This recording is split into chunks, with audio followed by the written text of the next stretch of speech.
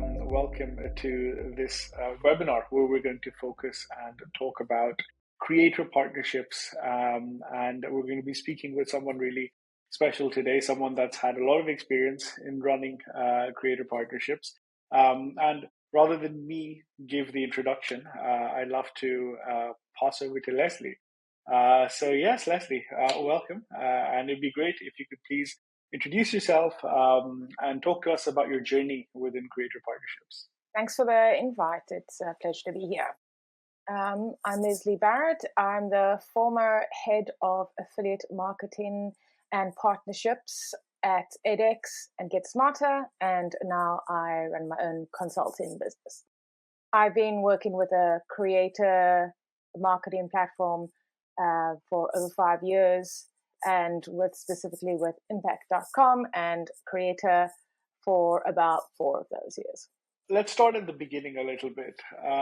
So, the time that you moved into the space and the influencer and creator segment was up and coming. Can you tell us about the changes that might have happened in your career, which sort of, gave you that aha moment or clarified for you that, the influencer and the creator segment is here to stay? Yeah, absolutely. The digital marketing world is become ever more complex than ever it has ever been before, and along with it, so has the consumer. The consumer is more digital savvy and pretty much wise to the ways of our marketing techniques these days. And with our own user behavior, as well as our own data, we know that the consumer is researching a product or a brand before they make their final purchase. And we know that the most valued bit of research or recommendation you can get is a recommendation or a referral from a family or friend or a trusted person or someone with an authoritative voice. In steps influencer marketing or creator marketing, and which is now becoming ever important and valuable within our own user journey. And I think that's a great way to look at it, right? Looking at user behavior, consumer behavior, I definitely agree with you on sort of having that as a starting point, right? Because essentially, as marketers, as advertisers, those are the audiences that you want to target. So really understanding what their behavior is like, I definitely agree with you that there's a lot to learn from that. So just moving on to that standpoint, from being an advertiser, you've been in those shoes, and you're consulting advertisers now. So when looking to strategize and really getting up and running with creator campaigns or sort of setting something up, which aspects or nuances do you feel that one needs to be mindful of when putting such strategies together? Yeah, I think the first thing you, as an advertiser, need to be aware of is the it's not a quick fix. It's a time intensive exercise, and you need to have the resources to back up not only managing it, but along with all the aspects of a digital campaign. You need to have your tracking in place. You need to define what metrics you're going to measure the success of your performance. You need a team, or you need to outsource the heavy lifting, because it takes a time. You're dealing with humans. Each creator is an individual, and they have their own behaviors and ways of working, and you have to communicate with them. So it's a long process. Understanding each step of the way before you launch into something is vital. So you understand that it could take 3 months before you go live. You're talking with, whether it's one influencer, one creator, or multiple, you're going to be talking and communicating. You're going to outreach. You have to negotiate the contract. You have to sign the contract. You have to look at the pitch, the briefing. There's a lot that goes into it. With final content review, it's not just a flip a switch and go live. It's not like paid search. It's a very much face-to-face old school way of advertising. Yeah, that's really interesting that you mentioned that, because even though, technology and sort of channels are moving towards, the more futuristic aspects of being in social or being on social media that didn't exist back in the old school days, but how the basics really, really remain the same is quite interesting to hear. In that answer, you did mention a few things that I'd like to unpack a bit. You mentioned metrics, you mentioned sort of putting everything together, putting everything in place first, having your KPI sorted out. So in sort of successful campaigns that you are to run, what sort of role did technology play in achieving success the way you did in the campaigns you ran? Yeah, technology plays probably the most vital role here. Having run these campaigns in the past without technology to back up the management and the operations of it, it was very challenging back in the day. And with the use of impact.com Creator, we've been able to scale much faster than before. We're very able to diversify our campaign using multiple different creators, um, situated in different time zones. Um, and we've been able to consolidate the tracking and the reporting all into one manageable platform. Before we'd had to gather the data from each different creator. And in essential, each creator's is a own separate campaign. If you're running a handful or whether you're running 20 to 50, that's a lot of admin consolidating data and putting it in usually spreadsheets. We're using a platform where you can run and instantly look side by side comparisons between each of your creators. When did they go live? What content is live? What's the engagement rate? Are we making any sales? What are our leads like? Side by side, instantly, real time, it's absolutely changed the game for us. The only thing I would recommend, like number one thing, if you're looking to get into creator advertising or trying to scale it, you have to get technology to run it, or you will not be able to scale. You'll be sitting with spreadsheets. You won't be looking after campaigns. You won't be having time for strategy. With the technology, I would say don't even bother going without it. You could outsource, but with having a platform where you have access to yourself, not to just your agency, you have the transparency of the performance. There's no smoke and mirrors. You see the data, you see the data that is actually performing. There's no markup on anything. It is absolutely set up on your tracking. So you essentially control the data.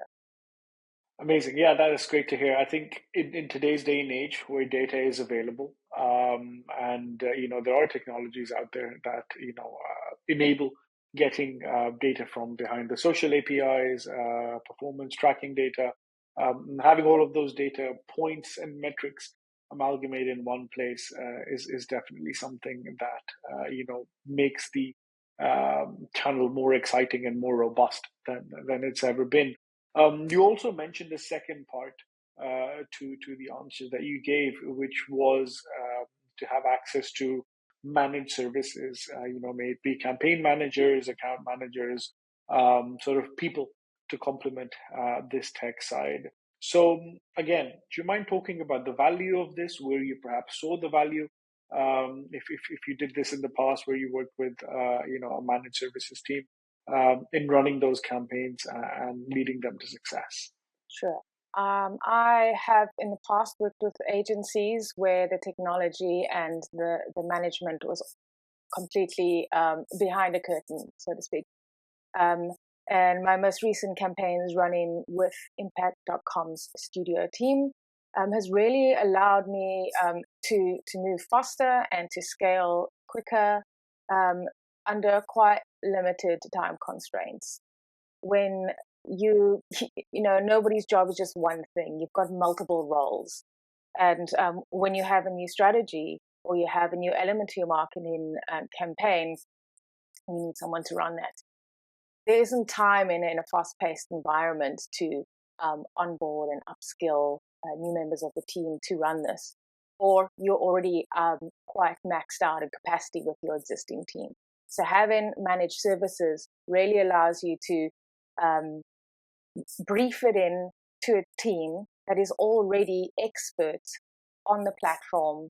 They know and understand the influencer environment, know the nuances of it, the terminology, and possibly already have networks into some of the bigger, maybe macro or celebrity influencers that you may want to work with, but also the techniques you use when you're negotiating contracts, how to just get around a few of the inflexible sort of negotiation points that a creator may have, or offer a different sort of deal to go with that, a carrot stick, if you will.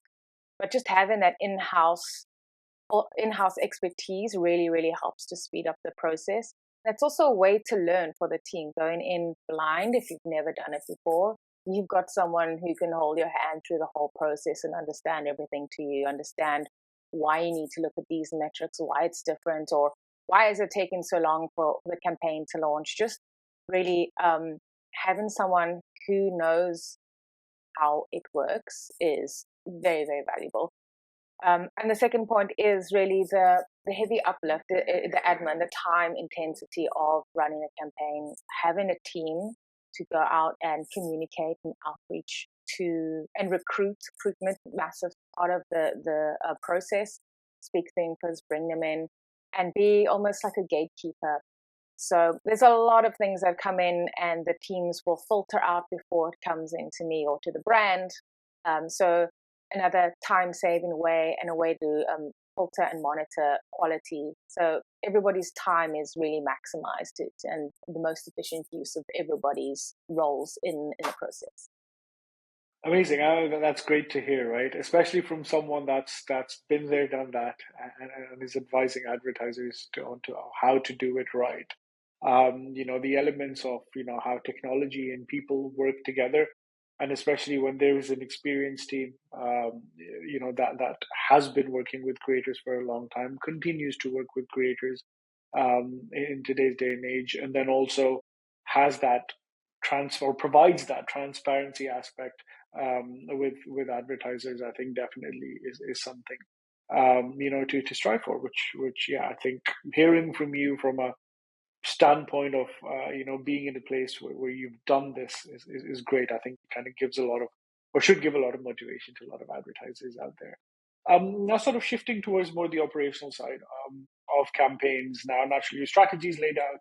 You have an idea what you want to achieve with the campaign, the tech's in place, the team's in place. Now, when it comes to finding the right creators, or more than finding, actually, I want to elaborate here, differentiating between creators that might be good, a good fit for the campaign, or a great fit, or an amazing fit for the campaign. What elements would you pay attention to from your position when it comes to this?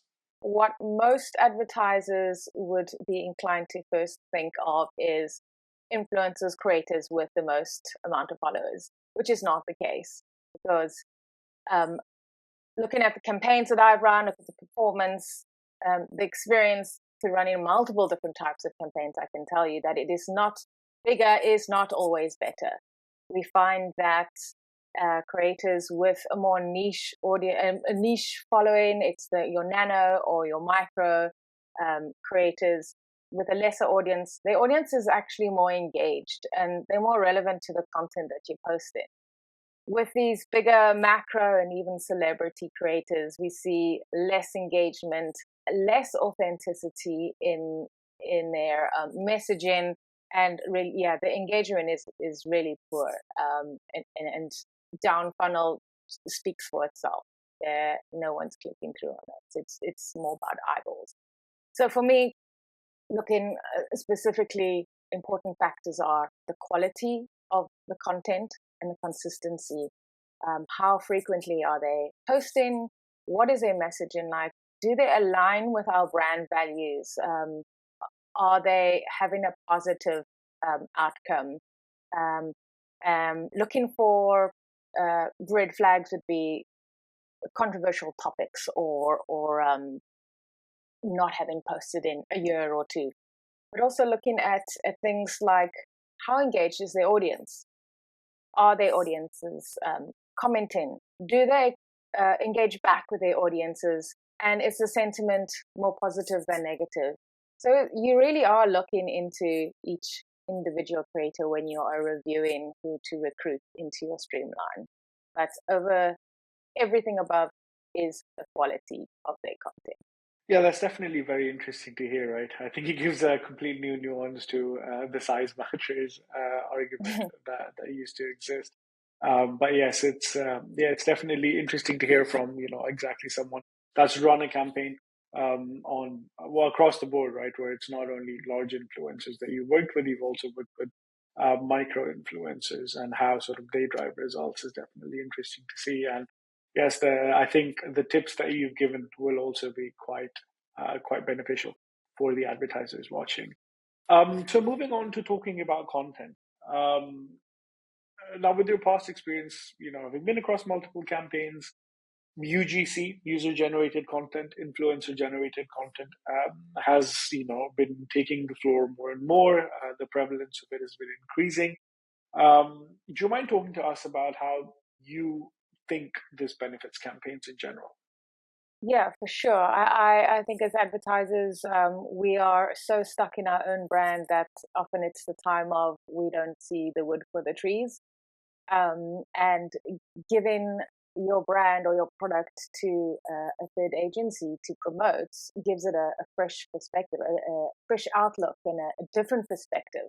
It's not the standardized messaging that you see every day from the brands that you know and the products that you know, which gives it that air of authority and authenticity, which is what we all crave today in this modern world. Is this real? Is it a marketing spiel, or is someone actually talking about a product that maybe I'd be interested in? And oh, that's a really cool, unique selling point.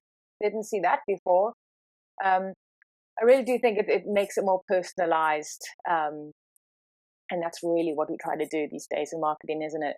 Make a messaging personalized and customized to our customer.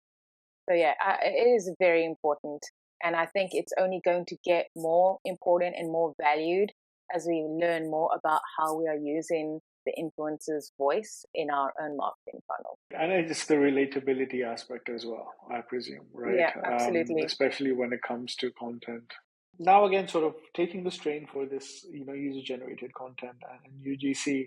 What are your thoughts about amplification, boosting, allow listing budgets? I know there's many different names that are used across different channels. TikTok has Spark ads. How important would you think that these would be, and sort of why? I believe it's vital for any successful campaign to have amplification on top, laid on top of your user generated content. Your user only has X amount of influence as far as their audience numbers are. With amplification, we can then target more specific audiences, more relevant audiences to your product, and actually build in with our marketing techniques, retargeting, make more specific messaging that is more customized to the user. But generally, it's how we grow our messaging out to a broader audience. It is vital. And what I've seen, most of our conversions when we're looking at sales as a top metric is that most of our sales come off the amplification. And it's something that's not just aired once or posted once, you can repeat it. So it's reusable for as long as you really want to. So it's a vital part of the entire campaign. Don't just look at it as a single a creator posts once and that's it. There's a lifespan and a process that goes towards the end of the campaign. Often months after the creator has posted their reel, we see conversions and activity coming off their original content via amplification. In some cases, 3 to 6 months after the original post.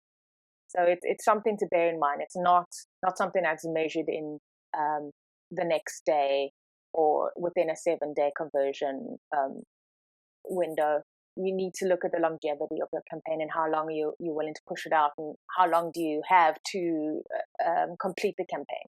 Yeah, I 100% agree with you. I think it's such a sort of specific element or a nuance, really, in regards to how it is that marketers look at campaigns as a time limited or a time based push, or something that sort of is ongoing and would sort of keep adding value to the full funnel, really.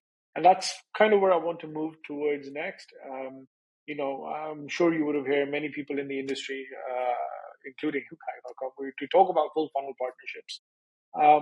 But essentially, I think what you've said there really gives testament to full funnel partnerships, right? In regards to having content created, getting that awareness out there, and having that awareness raised, moving into that consideration phase, and using different elements to drive performance.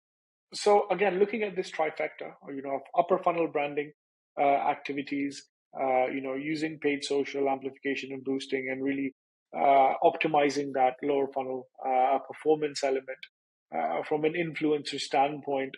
So, from your perspective, what do you think? Do you think there's a mix on getting these right, or how does one get these right? Because everyone's talking about it. The people that are doing it right, are achieving amazing metrics. I mean, you are a great example of this.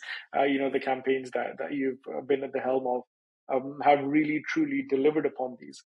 So it'd be great to hear from you, for everyone to know as to how does one get those full funnel partnerships right. Yeah, and that's it. It's about getting it right. It's not a one size fits all, and it's not one element either or. It's all of them working together, and it's how you work them. Starting with the top funnel, a lot of the time, and especially in this day and age, we are limited with our budget, and often when we're limited with our budget, we cut the upper funnel tactics, which does have an effect on your lower funnel metrics. And numbers prove where you can continue going internally in businesses. If you're not producing, you're not going to continue that strategy. But upper funnel doesn't always, often doesn't show you the bottom funnel metrics that actually get you more budget to run more campaigns. So it's about looking at it holistically. It's about running it together as one campaign and knowing how they all work together. And also, what are your metrics? What's your KPIs? What is a performance look like to you? A successful performance. What does it look like? What do you measure it with? So starting out with awareness, top funnel, the basic model, spreading awareness, amplification happens a while later. Pull in audiences, more relevant, targeted audience down into your mid funnel, creating leads. Capturing data to build out your audience, remarketing lists, remarketing more personalized content to those audiences that you've captured, pulling in your email campaigns. And so we go down the funnel, and in a multi-touch point world, we know we are everywhere. So you've got your paid search elements, your paid social, your organic search. Everything comes into play, but it starts at the top. It starts with awareness, driving awareness, building your audiences, get your users, tell them about your products, get them in front of it, and then convert them through our pretty stringent paid media tactics down towards the end of the funnel. So it doesn't work without each other. You can't just start at the bottom, and you can't think you're going to perform at the top. You have to work together. It's like a team. Yeah, amazing to hear. I'll reiterate that. I think the way you described that was, simplistic yet very powerful and impactful in that sense. Because you're absolutely right. Pointing out, focusing on only one part of the funnel, what sort of challenges that holds, right? Like that's gonna sort of enable some drawbacks as well. So very, very, refreshing to hear from a marketer's perspective as to how it is that one can work together with the other channels and really break down these silos. Going back to the marketer's dilemma, and really enable that full funnel partnership. And yeah, I think that's a really good way to get it right. So thank you for elaborating on that. And then the next piece, let's move towards talking about money, right? I think influencers are always quite interested in talking about money, and it's always very prevalent within marketing departments. So, how do you think compensation strategies should be formulated? What are the best way to pay creators, and why do you feel like that? Yeah, I think it's debatable, depending which side you're sitting on. If you're an influencer, you probably want that fixed fee. But as a brand, as an advertiser, um, I think a hybrid approach would be the best. You really want to ensure quality, and you want to create a relationship, whether it's short term or long lasting relationship. That's symbiotic, so you're both benefiting. We want a voice to promote our product or our brand. We want to incentivize them to do so. And the more that they produce or the more sales that they send our way, the more we want to pay them. So that hybrid approach is what I prefer. It's a classic CPA model, commission based or lead volume based. You can do it in very like many different ways depending on what your conversion funnel looks like. But the hybrid approach is probably one that's going to be the happy medium between both. But and sort of the fixed term, if the fixed term fees are lower and layered on top of that, you have your incentive fee. I think we could find a happy medium for both parties in that way. And then not forgetting that your creator can also evolve into being your a long term affiliate partner and constantly have some sort of performance metrics on a CPA model, constantly running through whatever other channels that they have. So there's always a little bit of extra that you can offer the creator in terms of let's incentivize this. Let's build a tiered model. If you bring me X amount of volume, I'll up the payout tier. But also let's partner as an affiliate relationship and see what else we can do beyond the creator campaign. Yeah, very, very, very interesting to hear that, right? And also, I believe from like a creator standpoint, quite refreshing. As naturally, from a marketer, there's specific, guidelines, objectives that need to be hit, but also from a creator standpoint, understanding and recognizing that that's a business in itself, and there is requirement for funding to get the content created. It is content creation that's essentially happening here within content and within the creator space. So yeah, I think definitely hybrid payouts is something that we're hearing more and more being implemented. We're seeing more and more being implemented. Essentially working towards a mutually beneficial agreement, which I believe is what you explained quite well there. Should be something to look out for the future. So again, sort of carrying on that strain, looking into the future, we're getting into 2024. It's the beginning of the year, or slightly later than the beginning of the year, as we get into the swing of things. Any trends that you think will be relevant, will take the helm? It'd be good to understand from you as to how you're viewing the year to come. AI is top of mind everywhere. We're only starting to implement it into our marketing strategies and how we actually use it as marketers. So I think we're going to be looking at how AI is going to be used in both technology and strategies, as well as workflow. How do we get that to work smoother? I think some people are getting it right at the moment. We don't know what we know yet.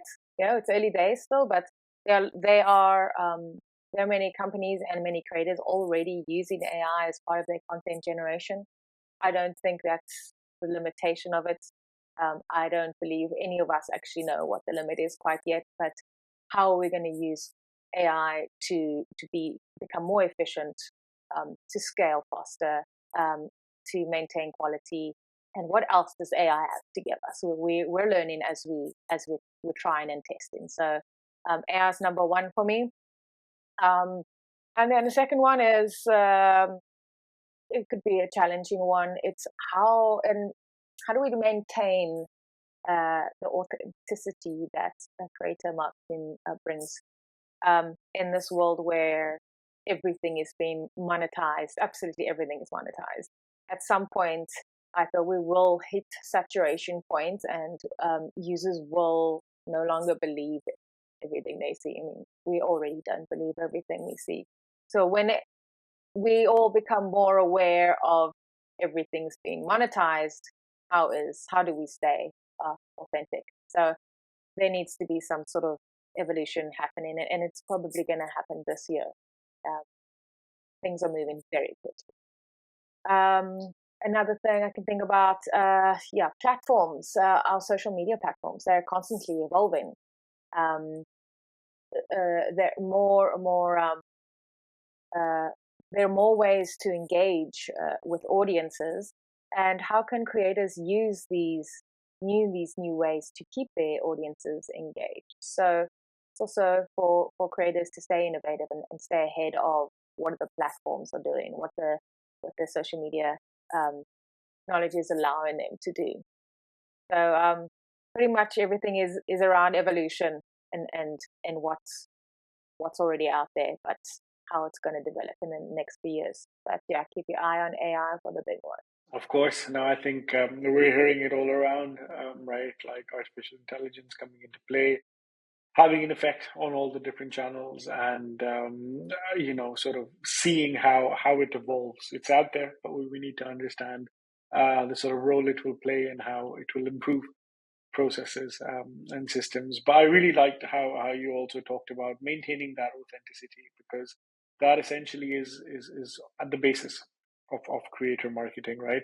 And I also feel that this ties back to what you said in the beginning of this conversation about consumer behavior, which then also led to your last point about social media platforms evolving and how creators engage with their audiences. I feel eventually, if consumer behavior and sort of user behavior in general evolves, it's about staying close to it, maintaining that authenticity aspect, and really working with your audiences to serve better that target audience, which I think is great. So just to close off, final thoughts. Let's have a quick line or a couple of lines in advice that you can give for your fellow marketers. Absolutely, marketers. We really have to have a flexible approach when it comes to creator advertising. Be flexible with your strategies. Be willing to evolve. Have a test and learn approach to all your campaigns. It's unpredictable. Your results, your performance, the way that the campaigns and your users, and including your creators, it's going to change. The same thing that worked on one campaign may not work on your next campaign. Something may happen in the world that changes people's mindsets to the content. The smallest thing can affect the performance of your campaign. So be flexible, constantly learn from what's happening in your campaigns, constantly test, and keep evolving your campaign. Change your strategy if you need to. If you set out in a certain direction with a certain objective and it's not working, shift. Do something else. Tweak it. Keep continually tweaking. It's not a push go and let it run by itself. You have to monitor it constantly. Where it's performing, push the levers to do more of that and grow more of that. Where it's not, switch down those levers. But constantly testing and learning. Be flexible. It's not there's no written model for this, and it's always going to change. The second one would be automate. Automate through technology. I highly recommend it. You can't scale your campaigns without it. So partner with the right technology platform. It will only drive growth and success for your campaigns. And the last one is always to remember, bigger is not best. For creators, I would say be flexible in your contractual negotiations. Stay relevant, and continue being authentic. I think that's the most important value that creator brings to this is authenticity and engagement with their audiences. that's the same way they're going to keep their audiences and keep getting business from brands. So, yeah, I think we can all work together to bring value to our customers. Amazing. Thank you very much. I think those were golden words at the end there. Let's all work together to bring value to our customers. So thank you very much for joining us today, Lesley. Hope you enjoyed the conversation. I definitely did. I think there's some great nuggets, great insights there that will be very beneficial for the people listening.